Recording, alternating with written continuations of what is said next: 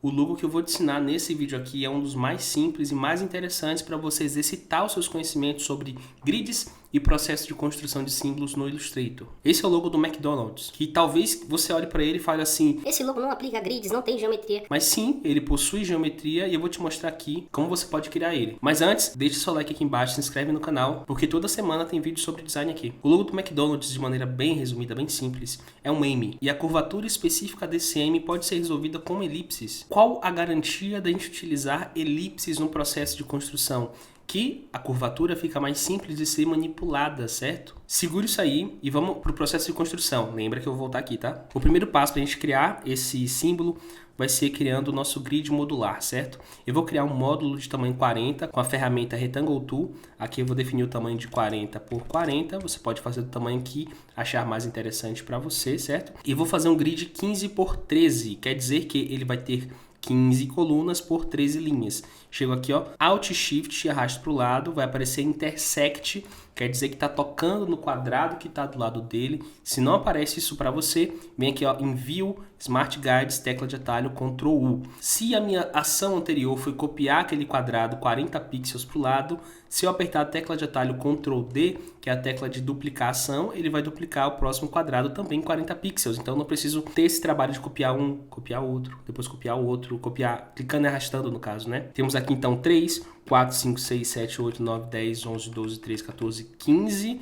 que é o que eu preciso. Seleciona tudo. Talvez você tenha olhado para cá e visto que... Éricles, não parece que está conectado ali. Então o que a gente vai fazer? Selecionou tudo?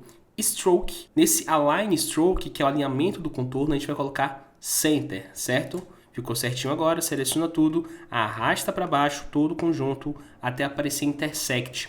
Apareceu isso, Ctrl D, até a gente ter as 13 linhas. 3, 4, 5, 6, 7, 8, 9, 10, 11, 12, 13. Ctrl A para selecionar tudo, Ctrl G para agrupar. E vou centralizar a minha artboard aqui. Poderia centralizar horizontalmente, verticalmente, só que eu vou deixar ele um pouco mais para cima. Para isso eu vou mexer aqui na coordenada Y, que é a coordenada do eixo vertical. Colocar 200. Ctrl Shift G para desagrupar isso que estava agrupado e vou nomear essa layer como grids. E uma coisa que eu observo no pessoal que é mais iniciante, que eles não deixam à mostra essa janela layer, e é muito importante porque esse é um dos grandes diferenciais para você conseguir trabalhar com eficiência no Illustrator, tá? Então o que você vai fazer, tá? O window, já que eu falei que ele é uma janela, e você vai encontrar aqui, ó, layer. Se você estiver utilizando em português, vai encontrar por camadas, ou a tecla de atalho F7. Perceba que meu workspace, ela valoriza mostrar as layers aqui, tá? Eu vou criar uma nova layer clicando aqui embaixo, ou clicando aqui em cima e New Layer, e vou chamar ela de Guides, tá? Posso bloquear as minhas grids? Posso, só que antes o que eu vou fazer é diminuir a espessura dela para 0,5 e a gente conseguir observar uma diferença visual entre o que é grid e o que é guide, certo?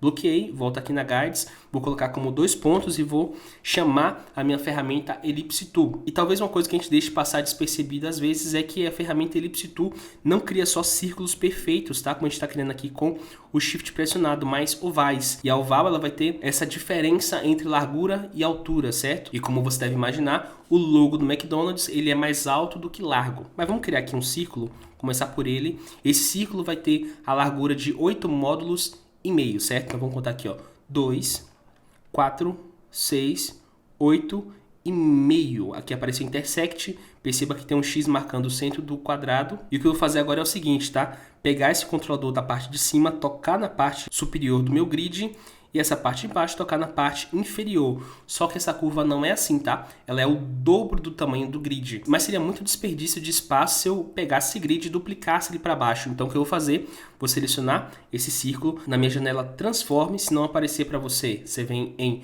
Window. Então perceba como é intuitivo você utilizar as ferramentas, janelas e opções do Illustrator. Eu falei que eu precisava da janela Transform. Então onde eu vou? Janela, Window. E vou aqui, ó, em Transform aqui embaixo. Tecla de atalho, Shift F8. Cliquei aqui, o que eu vou fazer? Perceba que do meu lado esquerdo dessa janela, a gente tem umas opções que é chamado de Reference Point, ou ponto de referência.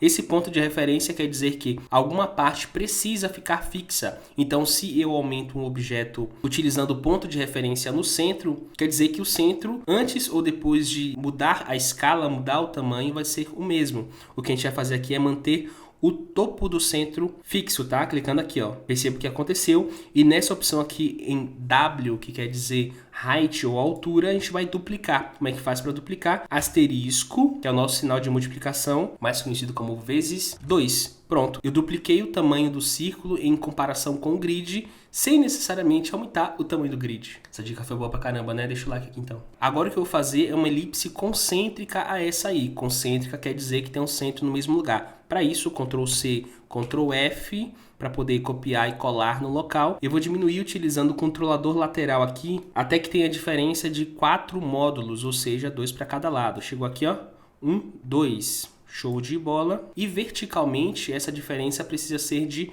2 módulos, ou seja, um embaixo e um em cima. E para fazer isso, eu estou utilizando a tecla Alt, tá? Para que aconteça dos dois lados, espelhado.